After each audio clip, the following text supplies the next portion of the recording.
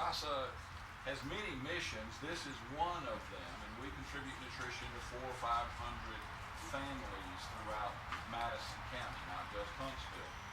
But we also build ramps for the homebound with wheelchairs, that type of thing. Anyone who's bedbound over 40 and homebound over 60 can be helped. We also have a program called Attempts, where we come in and attempt to weatherize and help people get their windows covered with plastic to cut down on drafts and keep the houses as warm as possible, fix major rotting issues. The other thing we do is help people with grab bars in the bathrooms and things like that. So anything we can do to help people age in place is essentially what CASA's mission is.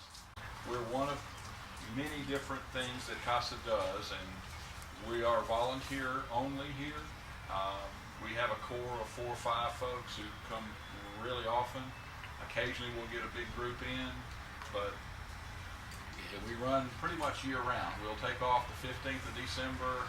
We'll come back about the 15th of January to pick the harvest back up. We'll start planting the 3rd week of February, and we just keep going. We have something goes in the ground here every 2 weeks. And sometimes it works, sometimes it doesn't. And, if it doesn't, we figure we've made compost, and we need a lot of that anyway. So this garden has been here since 2001. This may be the largest continuous community garden in the state. We're not really sure, but this thing is 21 to 23 years old. It was actually off Old Madison Pike, and then when they built Research Park and widened that all through there, Madison Boulevard or whatever that road is, the CASA Garden had to be moved, and the city moved us here. And so we have been here since '01 continuously.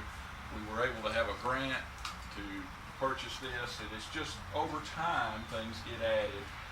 We'll show you something in a little while that we think is just really, really cool, that is helping cut down on some of the issues with volunteers and high fuel prices. We don't get as many volunteers to deliver the food anymore.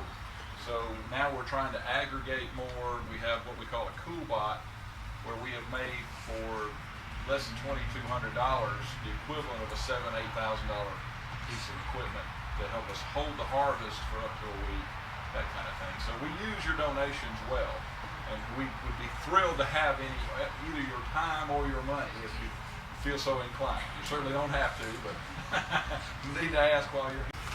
These are fairly new beds. These were built last year. This is a bunching onion called the Bermuda Sweet. And each little onion will become 5 to 8 onions. We just started another one over there. These have been in the ground 3 weeks. They're very, very happy here. So,